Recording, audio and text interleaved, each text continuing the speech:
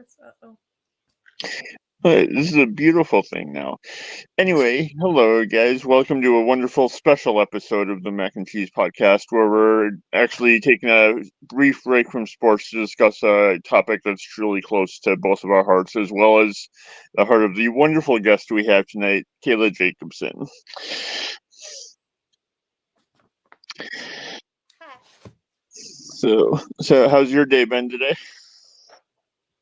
Beautiful Thursday. That's a good thing.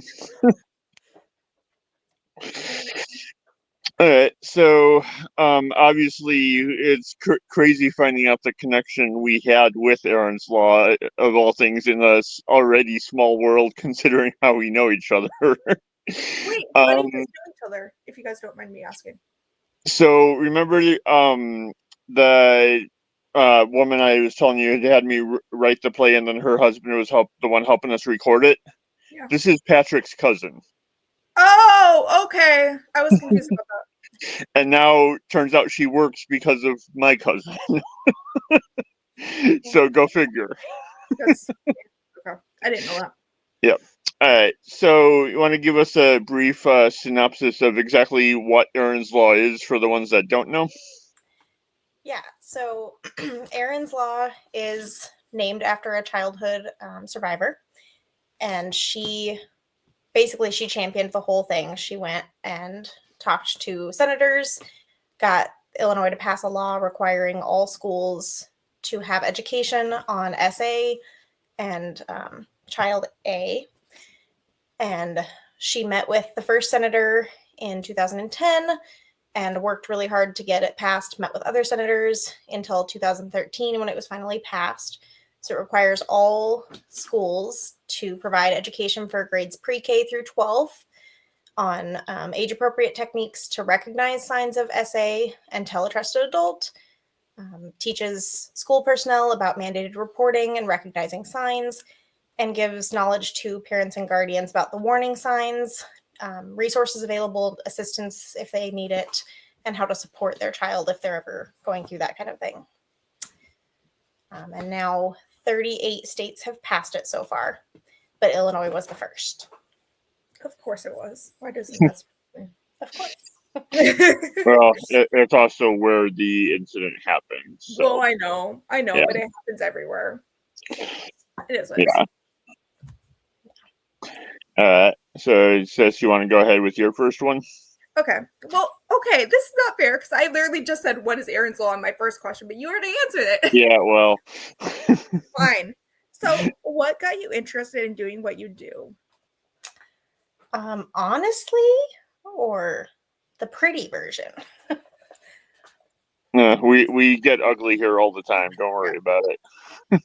Honestly, I needed a job when I was moving. Okay. I had worked in education previously, so I thought, like, hey, this can't be too different. Wouldn't be too much harder, right? I was wrong.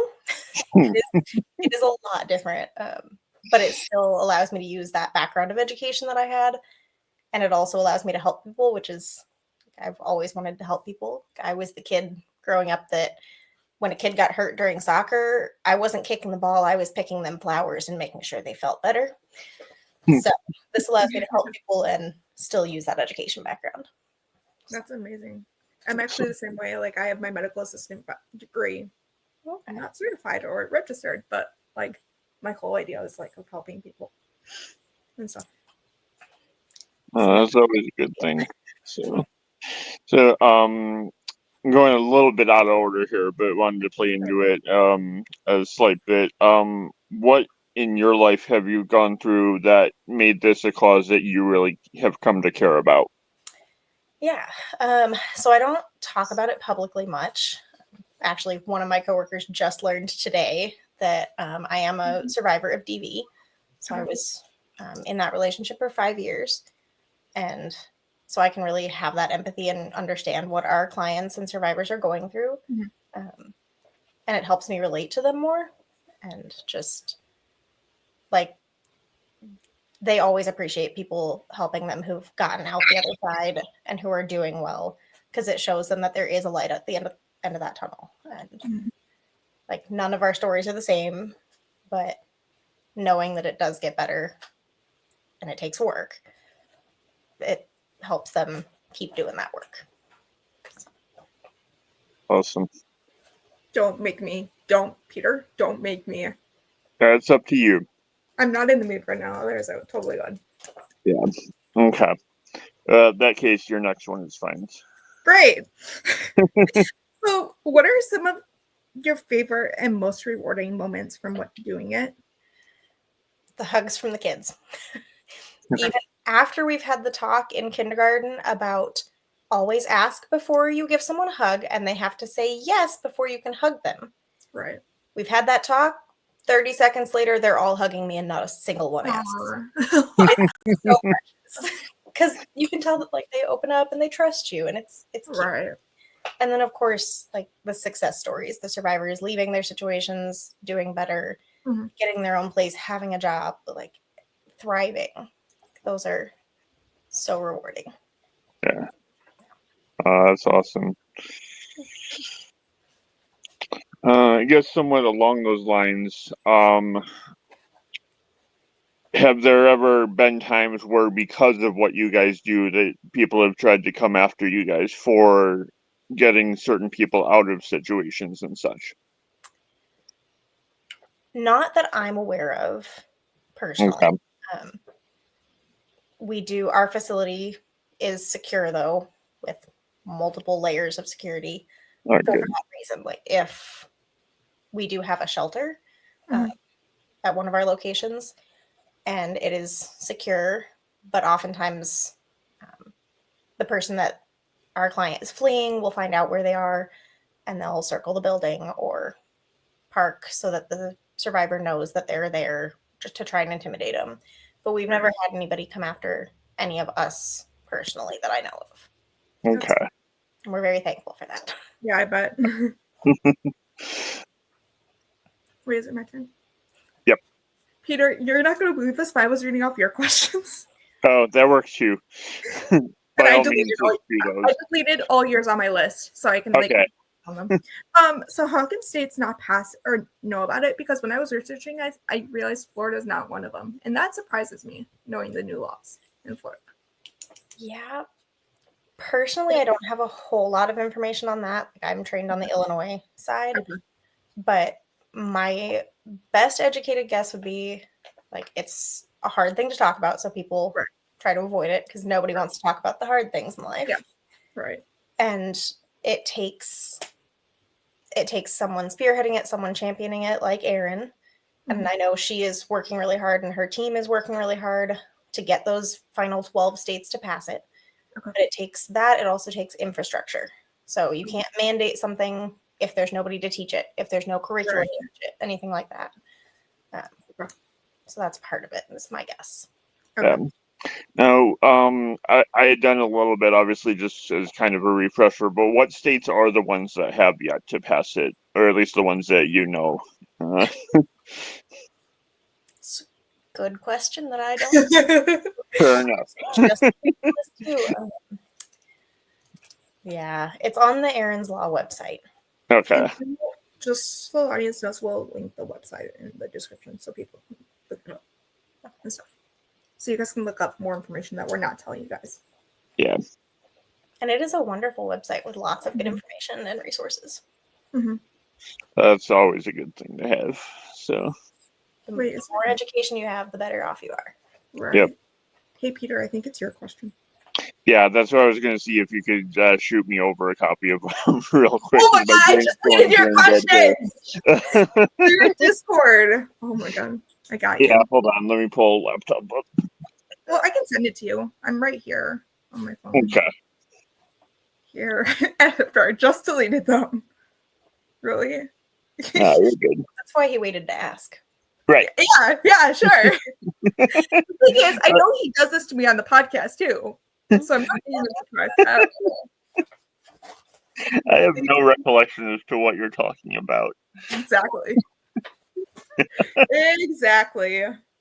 Okay, fine. I think no. Never mind. Got it. Well, there it goes. Yeah, good. So in terms of, because you touched on what you've been through with your past, what tips from that specifically have you either been able to give people to get past like their situations, or to really be able to overcome to the point where you can use what you've been through to help them? In terms of overcoming it, therapy is huge, and I would recommend that to everyone. All of us have stuff that we could use to talk about in therapy, but particularly for any sort of traumatic experience you've been through, whether it's a car crash, a relationship, any sort of SADV situation, anything, like therapy is huge. And that's why we have counselors that are available at our site. As far as advice I've been able to give people, being patient with yourselves, because the biggest thing is how you feel coming out of it, and like, what could you have done better? How could you have helped the person more? Could you have made it work? And just being patient with yourself with all of that is the biggest thing, I think, in those, especially in those early days. And that's most frequently when we're working with people, or at least when I see them, is when they've just left, they're in shelter, they're in that immediate crisis, and they just need the acceptance of like, it's okay and it wasn't your fault. Yeah, no, that's having been through, and obviously I've shared with both of you it, something that at least touches on those areas. That's I think one of the biggest hurdles is not being able to realize that it wasn't your fault, that someone else did that to you. Right. I So also feel it's important to talk about it like with others. Mm-hmm. yeah, absolutely. Okay, fine. One of the biggest things we tell the kids is like, we show videos to give them a scenario to talk about, and talk about with them, like, you see boys and girls here, right? Like, they're talking with people. They're not the only ones who've gone through this. It's not just you. You're not alone in this. Right. And that is huge. I like how you said both men and women could deal with this. Yeah. Because we've seen that recently with Johnny Depp and Amber Heard, for instance. It's so sad, unfortunately. Yeah, it is. And because of all the stigmas and like, men have to be tough, men don't talk about it as much. And they often go through it for even longer because they don't want to be seen as weak, or they think that people won't believe them or won't help them. And so that's like, I try and hit that point really hard in every lesson, is boys and girls. Right. Alone.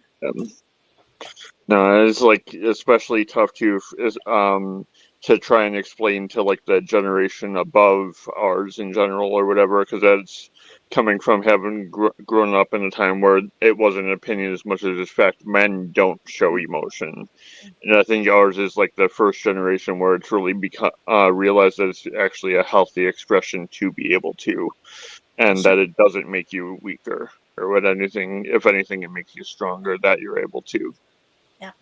Yeah. Okay. I'm gonna kind of like not go in order. Okay. My last like Peter did. So I guess, what is the main important thing about Erin's Law? I know you kind of touched on it earlier, but is there anything else? All of it. It's all important. Right. Like, the main important thing is that education is key. Right. In anything, like in the prevention of it and the reporting, especially. The more kids know, the more they'll feel like they can come forward. Right. And like, so it empowers the kids to be able to recognize the signs and know that they can come forward and know that they're not alone in it. Okay. And it gives education to the staff to recognize signs more, and to the parents to have those conversations with their kids. And it gives parents the right language to use to not feel afraid of addressing it. Right. Yeah, no, that's a huge one for sure. This one was actually I didn't list, but I thought of afterwards. But I think it's an important question to kind of ask. What do you think are some of the signs that would typically go ignored that need to be addressed and need to have people feel like they can open up about more? That's a good question. Yeah. Ones that go ignored. Probably just the acting out. We take kids acting out as like they're a bad kid or they're just trying to goof off for the class. Or the opposite of that and the withdrawing. Not wanting to talk to anybody, not wanting to hang out with their friends anymore. Yeah, we're also wearing extra clothing, extra layers to protect themselves is another one that isn't often addressed. Those are probably the three that I would say are recognized. Yeah, no, I know, like, and thankfully, obviously, I never had it as a kid specifically or whatever, but I, like, looking back now and seeing, like, that there were 2 or 3 girls that turned out to be really good friends of mine that I wish I had known that then or whatever, but obviously back, like, early 90s, we didn't really know what to look for either. But wearing, like, sweaters or other like turtlenecks and stuff in June in Chicago, no chance. Right. Or Florida. Like Florida needs to do that, like too.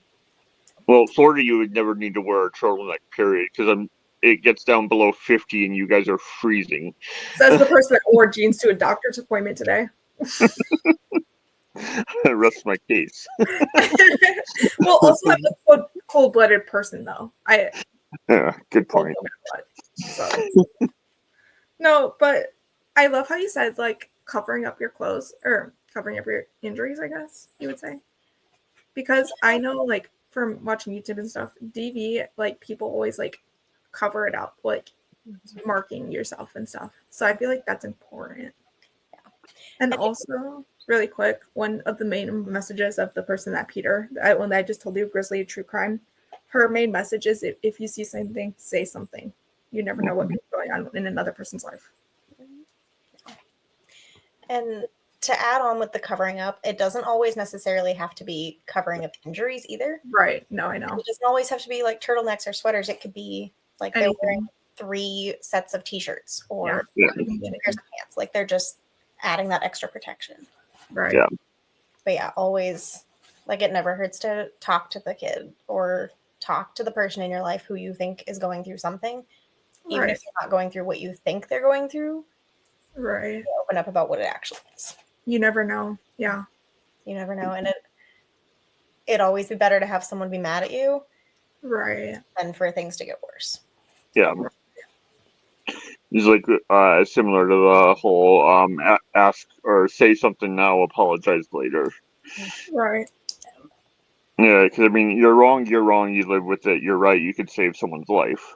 I mean, so, I guess going along those lines somewhat, are there any laws in addition to getting Erin's passed that you would want to see with Illinois specifically, since that's obviously where your focus is right now, that would make the punishments for people that commit these crimes stricter and harsher?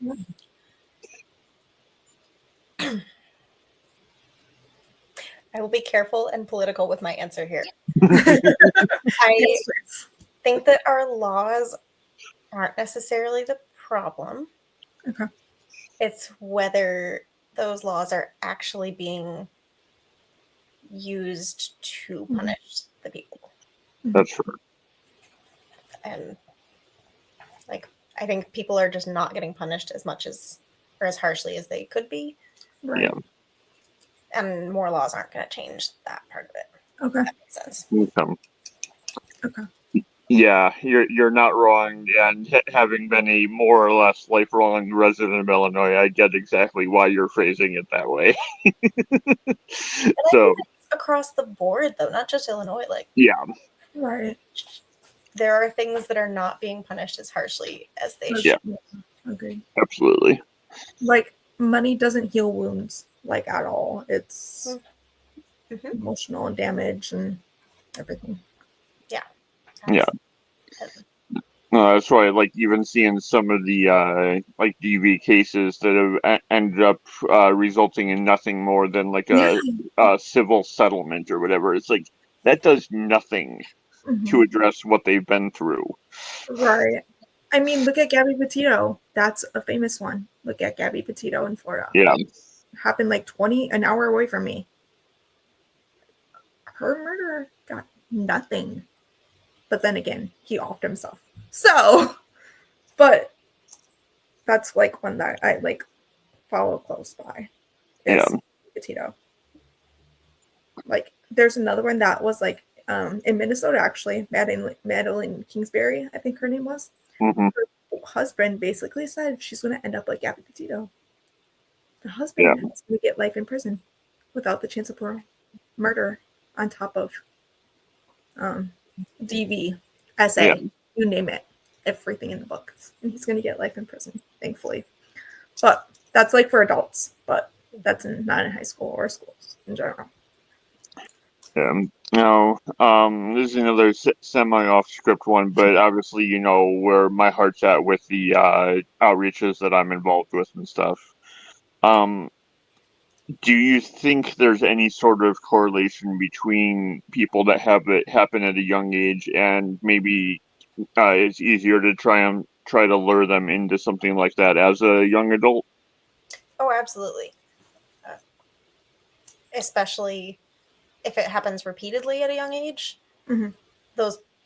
Oftentimes those survivors will turn to drugs, to alcohol, to any sort of coping mechanism they can, and it is much easier to get them involved in those kinds of things later on in life. What would you say would be the best way to prevent that, in addition to like the education and giving them that space to open up in?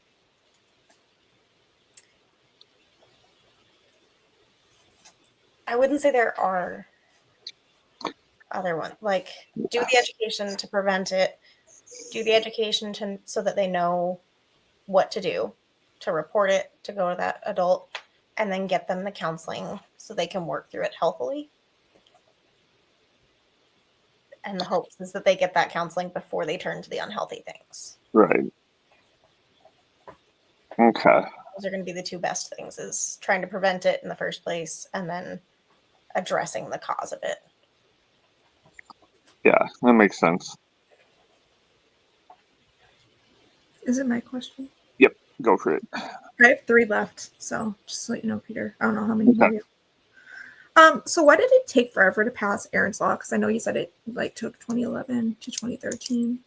Yeah, so 2010 to 2013, which, I mean, it seems like a long time for something so important. Right. In the grand scheme of government, 3 years to get that kind of legislation passed is fast. Like, it probably had to go back and forth a couple times for revisions, or somebody didn't agree with something. And also, like I mentioned in an earlier question, the infrastructure had to be in place. They couldn't pass a mandate if the curriculum wasn't there, if the schools didn't have somebody to implement it.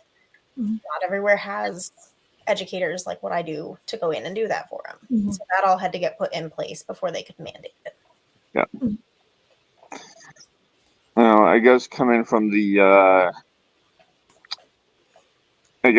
counselors / the adult they can turn to type of things, which obviously I've been able to be for certain friends that have come out of similar instances, at least. What do you think the ones that aren't directly involved with, as in terms of being like the victims with it, but rather the ones that are providing the safe spaces, are there any steps we can take to do better at what we need to do for them? Counseling and therapy for yourselves to make sure that you're still doing okay, because you can't pour from an empty cup.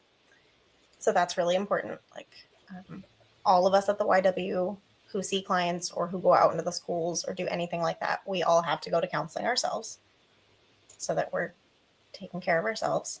So that's the biggest thing. And then education. Like, I'm going to keep coming back to education because that's important. The more you know, the better off you are. The better you can help others, the better you can keep yourself aware and taking care of yourself. Like, education is key to everything. Yeah. Agreed. Okay, Peter, I just thought of another one. I'm going to say it right now. It's out of my mind. What is your opinion about the pizza method with DV? Do you know about that method or anything? Do not. So, I might by another name. But. Okay. No, so this happened recently, and I don't remember what case it is. I'm sorry. Okay. So there was a DV victim, and they called the cops ordering a pizza. Oh. And they just explained the situation by ordering like a pizza. Like if the officer wanted to know, like, do they have a weapon? They said yes, cheese or something, like, and keep it going. What is your thoughts about that? Should people keep doing it in case they don't want the perpetrator hearing what they're saying, I guess, to the police? Yeah. I think I hadn't actually heard a name for it, but yeah, okay.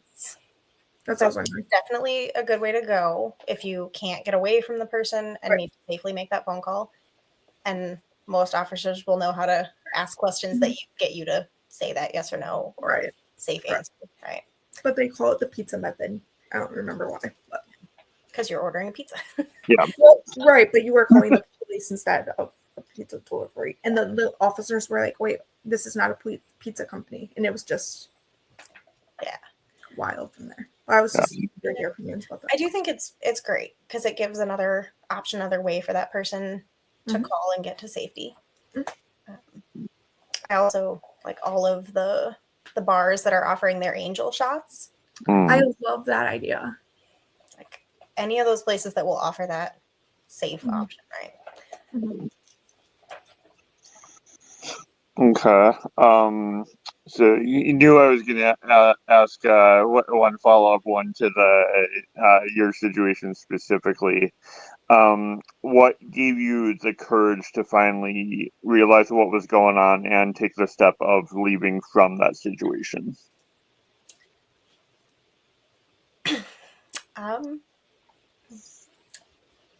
It was just like a light switched on.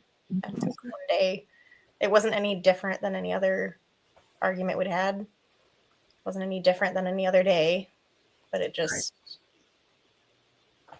flipped the switch, and that was it, and I was done. Yeah.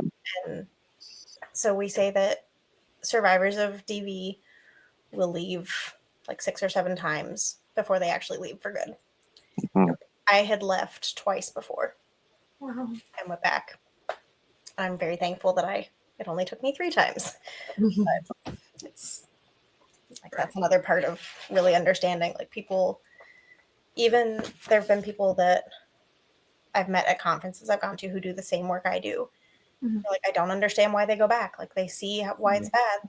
Yeah. They've left. Why do they go back? Yeah. Having gone through it, you have more understanding of, well, I understand why they go back. I understand the reasonings. I understand why it's so hard to leave. Yeah.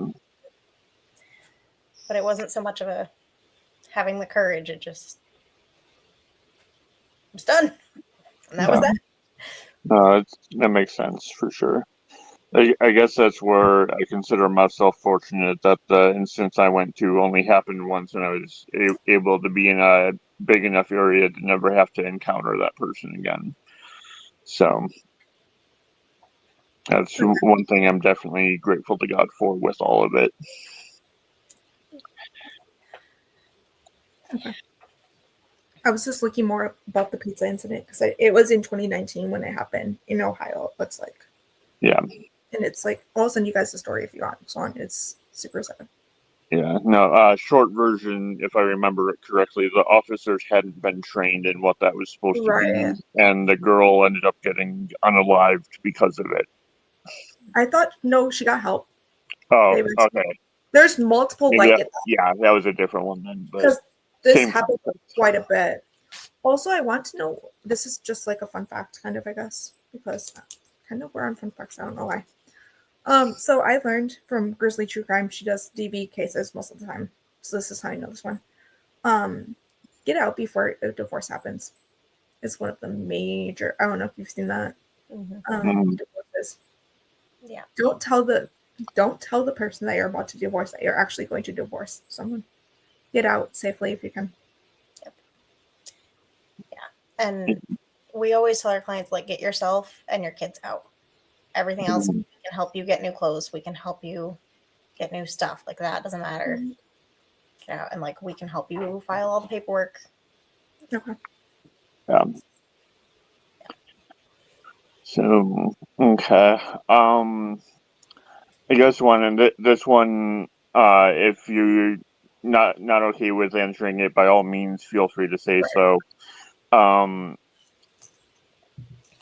Obviously, you and I have talked in depth about, like in terms of beliefs and how we were able to hold that even with the struggles that you've been through and such. How has that kind of shaped your approach to life in general as a survivor, and I guess someone that's now almost like an advocate in some ways for people that are going through it currently? How has your belief in God shaped that? Yeah, so it allowed me to see, like, I don't know, like we always talk about God's plan for our life, and God puts us through hard things for a reason, but we don't always get to see the reason. Mm-hmm. I feel like I can see the reason. Like I am in this job because of what I went through, and going through that is what put me here. And God wants me here helping these people because of all that. And so it allows me to see, like, that's the reason I went through all it. And so that's okay, because that was his plan.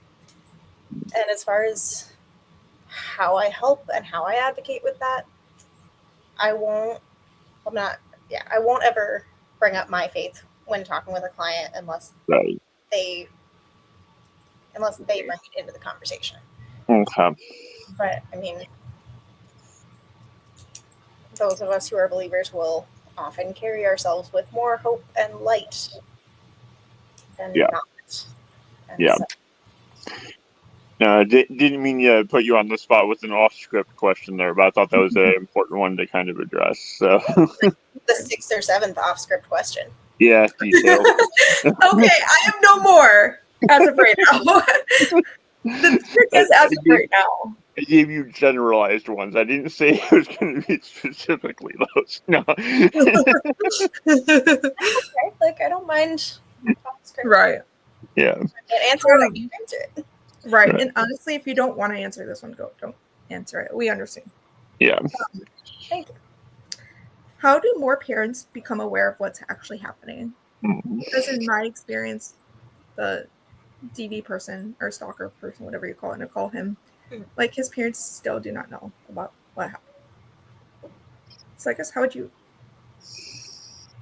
would parents get to know more about it? I guess is what I'm asking. Outreach and education. Right. Local agencies will do a lot of that kind of thing. The local DV and SA advocacy centers and crisis centers are always doing outreach. They're always doing education. I know our agency, we're supposed to do 2 outreach events a year, each of us. I've done probably 15. Oh, wow. I haven't even hit a full year with the job. So, oh, wow. But that's just because I like them. Right. Yeah.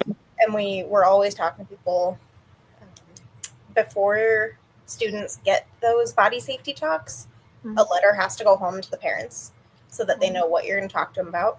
And then parents have the option to opt out. If we have parents opting out, I will always offer, like, can we talk about it? Is there a reason you want to opt them out? Right. It's usually because they aren't really aware of what we're teaching them and they think it's different than what it is. And once we have that conversation, they're like, oh, well, yeah, we want our kids to be safe and know that it's their body and they have the right to say no to anything. And, right. But yeah, education and outreach is the biggest thing. Okay. I guess kind of playing off that a little bit. I mean, obviously those are both phenomenal things. How would you try to, I guess, break through to a parent that may see, like, say it's the other part of the parental unit that's the one that's doing it and such? How would you try to break through that wall? Because you can have all the education you want, but if disbelief is taken over, then how do you break through that? You don't. And only the professionals in the work will be able to do that. Yeah. And by professionals, I don't mean me, or like people doing what I do. I mean those the clinicians that are doing the counseling, the child advocacy centers that are doing the investigations. They'll be able to provide more counseling and resources in ways that the parent will understand. Mm-hmm. But often that other parent isn't going to accept it, even if the proof is all there. Yeah. Because it's too painful for them. Right. And so they're not going to accept it until they have healed from it, because it hurts them too. It doesn't just hurt the child. Yeah. And I would imagine there's probably a fairly high percentage of those where they've experienced it at the hands of the same person as well. So it's knowing and yet not seeing the way out that's actually keeping them quiet about it. Yeah. It definitely could be a part of that, which is sad. Yeah, very. Wait, is it my question? Yep. Okay, so one more off-topic question, not all stupid. Do you think other college students need to know about this? Absolutely. About that? Okay. And actually, I'm going to do a little advertisement for. Yeah, go ahead. But there's a film called The Last Drop. It's not, you can't purchase it or rent it anywhere. Places are doing screenings right now, but it is, I wish I had seen it in high school.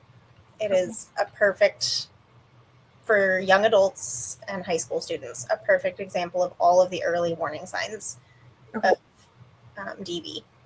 Okay. All of those things that high school and college kids should see. Okay. College kids should absolutely be aware. They should get both sides of the training, right? For the DV and recognizing those signs to keep themselves safe, to recognize it in their friends and peers. And they should also get the knowledge about recognizing the signs of SA in children for when they eventually have kids. Right. The more we teach them now, the better off they are later in life. Yeah. Right. Unless we don't have another one. What are some of the ways, obviously, directing people to the website would be a huge one of them, because it is a fantastically set up one. Do you guys do any events that would raise either awareness and or funds for this, or is it solely how do you guys get the funding necessary to do what you do? To do the education that I do? Yeah. I am currently funded by 5 different sources. Okay. So our funding comes from the state. It comes from ICASA, so the Illinois Coalition Against SA, and ICADV, the Illinois Coalition Against DV. Mm. So we get a lot of funding from those 2 sources. United Way is one of our huge funders, both of Lee and Whiteside County. We've got legal advocates, so they get some sort of state legal funding. Yeah. All sorts of that kind of things. And of course we have just donors who want to support what we're doing. Right. If someone were to want to, how would that be something they could look into doing? Would they go to the website, or is there a separate place they should direct that? Should go to. Yeah, so they could go to the website, and they would email. I think my email's on there. They could email me, or they could email just the general YW email, and that will get directed to whoever it needs to go to. Whether the person is looking for counseling, it'll go to the counseling coordinator. If they're looking for shelter services, it'll go to our shelter manager. If they're looking for prevention, it'll go to me. But I think all of it is on the website. Okay. Awesome. We'll make sure I put that in the description. Yeah. Do you have any more questions? Because I don't have any more. Besides that one, the one that you just.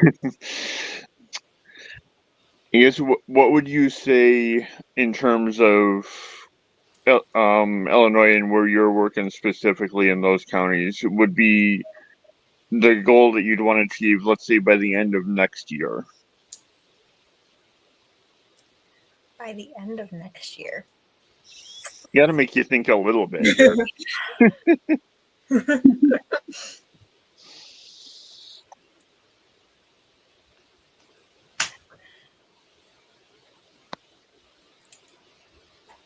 I would love to be expanding where we're providing education. We currently go to all of the public schools in Lee and Whiteside County, so it's 39 schools. Wow. But I would love to be meeting with homeschool groups, I'd love to get back into the college, going to any of the private schools that will have us, even if it's just we don't have to do our body safety talks. I would love to just get in there for the social emotional learning, the bullying prevention. Mm-hmm. The next plan in the works for over the winter break is to work on creating a cyberbullying curriculum. Nice. Yes, I'm very excited. So any of those things to get into more schools would be my goal for the end of next year. Okay. Of course, ultimately, the goal is to not have a job anymore because nothing bad is happening in the world. Right. Right. Right. Yes. No, that would put a lot of people out of work. I mean, it would be. Yeah, it'd be for a great reason, of course, but. Okay. Go ahead. Oh, I only have one more question. Really Yep. quick. Is there any way where people can talk to you, someone that they trust, or you, or like in other states, not just Illinois? Because we have followers like from Wisconsin, other states as well. Yeah, so it's super easy to find these resources locally. Most of the time, they're trying hard to do outreach. So they'll have billboards, they'll be doing radio shows. If you search for DV shelters or DV centers or SA centers, anything like that, it will come up. Crisis centers, it will come up. The YWCA is nationwide. Okay. Not all of the sites do the same things we do. Okay. There's also ones like Safe Passages. The Rockford SA Counseling Center. Yeah. Lots of those. If you search crisis centers, DV centers, SA centers, it will come up with the closest ones to you. Yeah. And all of them have that safe escape button that will take you back to Google real quick. And of course, speaking of advertisements, just from it being one of the main ones I'm involved in, New Name as well for the those looking in the immediate Cook County, including Chicago itself area. So, I don't know any in my area. I came unprepared. That would be easy enough search. I'm sure they're all over Florida. Yeah, true. I mean, because Florida, we give Ron DeSantis actually passed a rule that says R in children is death penalty automatically. You do not. Well, you have to go through trial, obviously. Yeah. But it's an automatic death penalty right away, and that's fantastic in Florida. Yeah. It's rightfully so, but for reasons that I'm not going to say on here, so YouTube lets us keep it up, that would never happen in Illinois. We tried our best saying what we can. Which is where going back into the education and such comes in. Right. Because then we won't need it to. Also, for those that do not know, we'll put what DVSA Child A means in the description so you guys can know what we actually mean, because we can't say it. Well, we could. We don't want to get this channel taken down. Right. So, because, YouTube has issues with those words actually being a thing. I know! So stupid. But, hey, it's what it is. Yeah. So. Do you have anything else? How has doing this and being able to see the kids that you're reaching and like the difference that you're making in that kind of been able, not necessarily to help you find closure, because there never is really true 100% not thinking about it anymore, but at least been able to see, like you were mentioning, the purpose for it and such. How has that helped you continue to heal?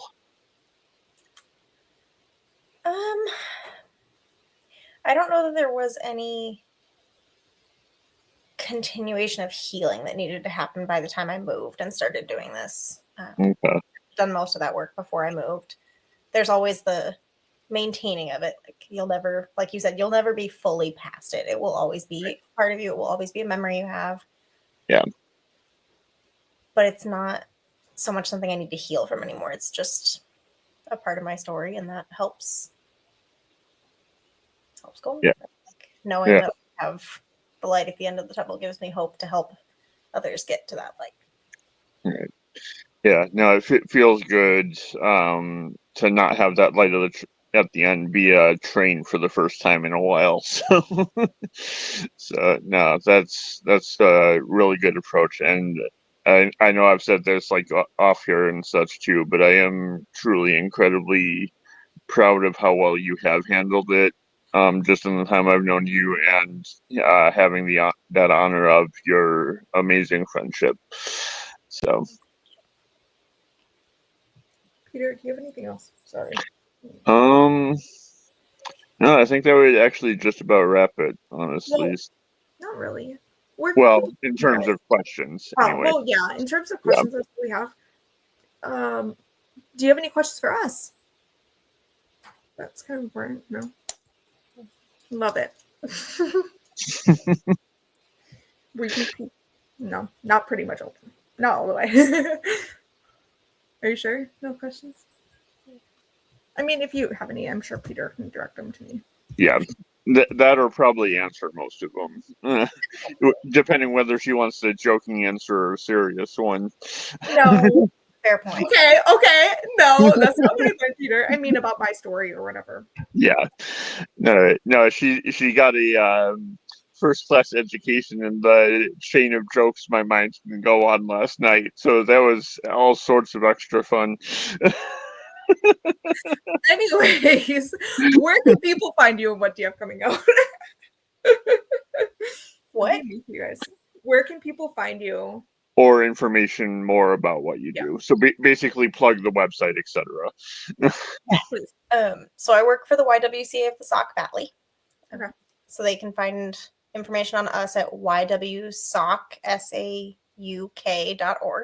Mm-hmm. And they can reach me at kjacobson, JACOBSON at ywsauk.org. Okay. And I'm happy to, for anybody in our areas, I'm happy to provide education, answer questions, connect you with resources. We work with all sorts of local agencies for other things too. If we can't provide the resources, we have a contact. Okay. Awesome. And I have lots of contacts across the state also. Okay. So for anyone in Illinois, if you're not in our areas, you can always reach out to me and I can connect you with someone in your area. And for those of you who will be watching this and just didn't think to be able to write that down or whatever, if you want to reach out to either Mary or myself as well, we can definitely also very easily get you in contact with either someone in your area if we do happen to know someone, or Kaela herself as mentioned. So I will definitely get contact. I need your contact anyways, Kaela, so that's perfect. Peter, where can people find you? You didn't answer my question. So that would be on the exceptionally wonderful Midwestern Chaos podcast on here that we normally do, where I attempt to bring sanity into the fans of Green Bay Packers. It does not always go so well, but hey, is what it is. As well as under the at Fresh Fire on YouTube right now, and I will hopefully be recording some faith-based hip-hop here soon.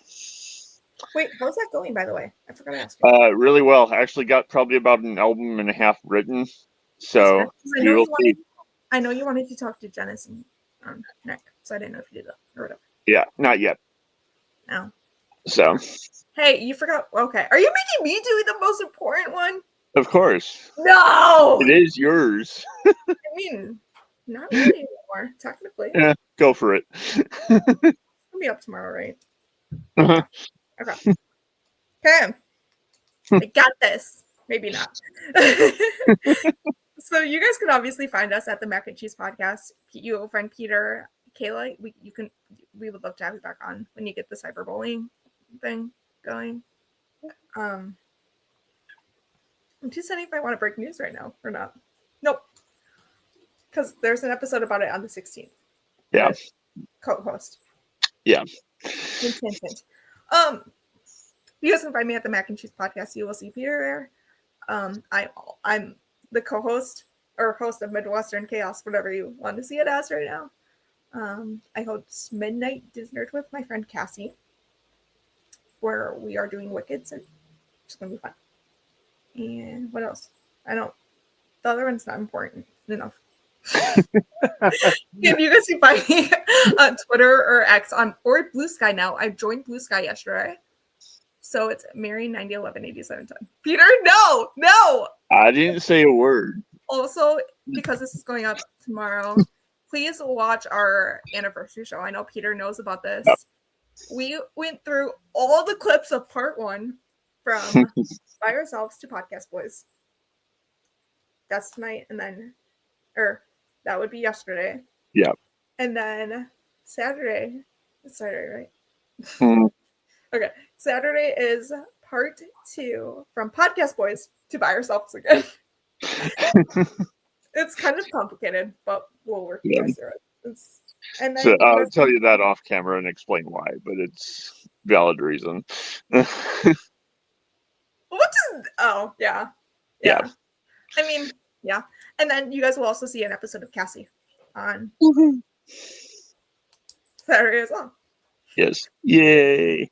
Recording. I don't like this. So, all right. Well, Kaela, thank you so much for coming on and bringing awareness to this. And we'll definitely look forward to having you back when that cyberbullying one comes to fruition, because that was going to be another huge step for sure. So, thank you very much. Yeah, thanks for having me. Yep. Y'all have a wonderful night. Peter? Can you end it? Did you end it? I'm not editing.